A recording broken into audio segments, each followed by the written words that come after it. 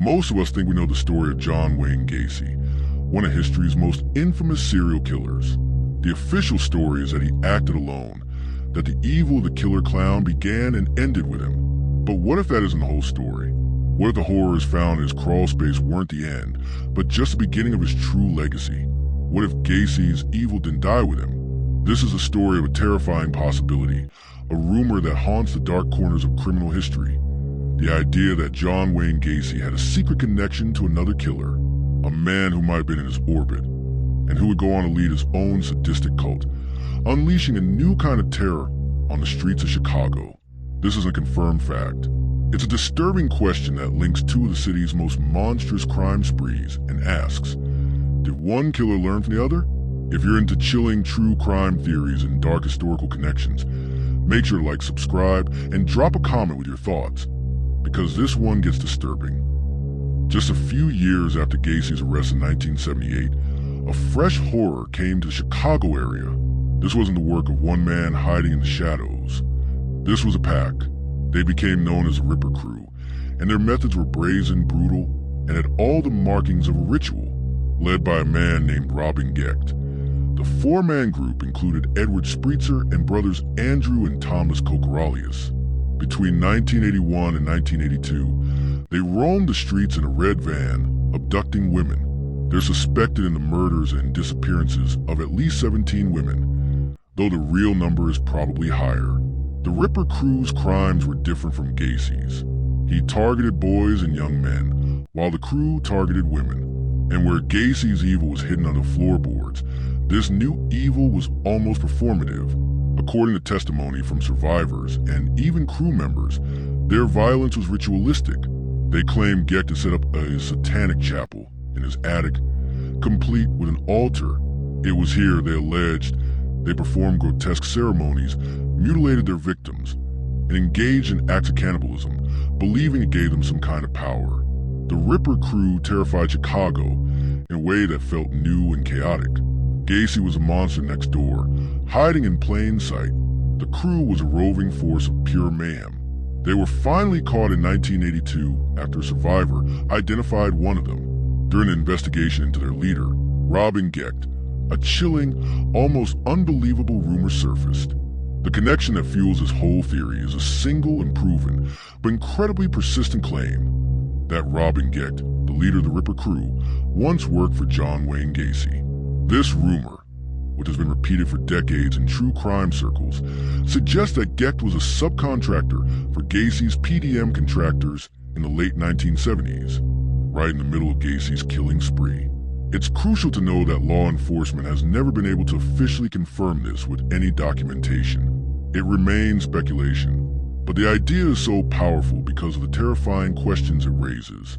If Gecht did work for Gacy, he would have been one of those young men with access to the house on Somerdale Avenue, the very house that was also a tomb. He would have been in the orbit of a master manipulator and killer. This alleged link is the foundation of the theory that Gacy didn't just commit murders. He may have inspired them. Some versions of the story even claim Gecht criticized Gacy's methods, saying the real mistake wasn't killing, but keeping the evidence right under his own house. The parallels are there, even if they are circumstantial. Both Gacy and Gecht were contractors who used their businesses to find vulnerable people. Both were charismatic in their own dark ways, able to exert powerful influence over others. Are these just coincidences? Two separate evils operating in the same city? Or is it a sign of something more direct? This brings us to the core of the speculation. Did John Gacy, directly or indirectly, mentor Robin Gecht? Did he plant a seed of evil that later grew into the Ripper Crew? Let's be very clear. This is a theory built on rumor and coincidence, not on proven fact. No official criminal link has ever been established between Gacy and Gecht, but the what if is incredibly compelling. The theory isn't that Gacy helped plan the Ripper Crew's crimes. It's more about a transfer of ideology. That Gacy, a man who got away with murder for years, could have been a figure of dark inspiration for someone like Gecht. The theory suggests that Gecht, possibly after seeing Gacy's secret life up close, decided to form his own group with a different approach. He took the idea of a predator hiding in plain sight and twisted it into a roaming death cult. He created a group dynamic, maybe learning for what he saw as Gacy's weakness, being alone. He made the violence a shared, ritualistic secret to bind his followers together in blood. Of course, the differences in their crimes are huge. Gacy's murders were about solitary power and were hidden from the world. The Ripper crew's crimes were about group ritual and what they claimed were satanic beliefs. Gacy was a lone wolf. Gecht was a pack leader.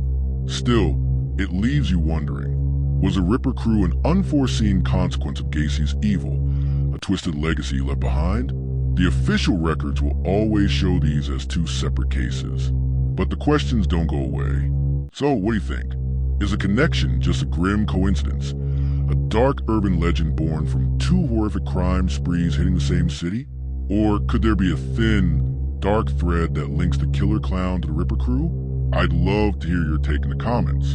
And if you find these explorations into the dark side of history compelling, make sure to subscribe for more. In the end, we're left with two distinct, horrifying chapters in Chicago's history.